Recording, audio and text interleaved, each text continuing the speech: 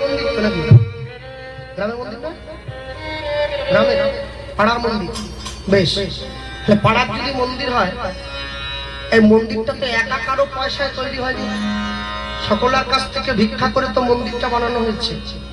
আচ্ছা, যে মন্দিরটা পুরো পাড়ার মানুষের কাছ থেকে ভিক্ষা করে তৈরি করা হলো, সিমেন্ট চুন সুরকি দিয়ে ইট দিয়ে, সেই মন্দিরটার দাম বেশি না যে মন্দিরটা ভগবান আমাদের দিয়ে পাঠালো সেই মন্দিরটার দাম বেশি? কেন? এই মন্দিরটা ছিল বলে এটা তৈরি হয়েছে, এটা না থাকলে এটা তৈরি হতো না। আচ্ছা বলুন, যে মন্দিরটা আপনার পাড়ার মানুষ মিলে তৈরি করলেন, সেই মন্দিরে প্রত্যেকদিন সন্ধ্যেবেলা করে কি জ্বালানো হয়? ধূপ, ধুনো, প্রদীপ, কীর্তন হয়, কর্পূর দিয়ে আরতি হয় ঠাকুরের। তাহলে যে মন্দির পাড়ার লোকে তৈরি করলো সেখানে ধূপ জ্বালালেন, যে মন্দির আপনারা তৈরি করলেন সেখানে ধূপ জ্বালালেন, যে মন্দির ভগবান দিয়ে পাঠালো সেখানে বিড়ি জ্বালালেন।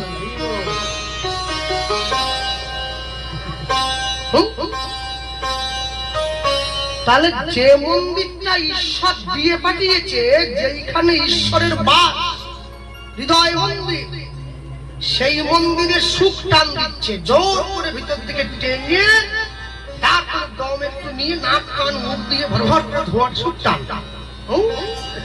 তাহলে যে মন্দিরে ঈশ্বর আছে সেখানে বিড়ির টান দেয়, যে মন্দির নিজেরা বানিয়েছে সেখানে ধূপ জ্বালিয়ে আরতি ঘোরায়। হৃদয় মন্দির থেকে ভগবানের অস্তিত্ব বিলুপ্ত হলে মানুষের মনুষ্যত্ব পশুত্বে পরিণত হবে। মানুষ মানুষের জায়গা থেকে হারিয়ে যাবে।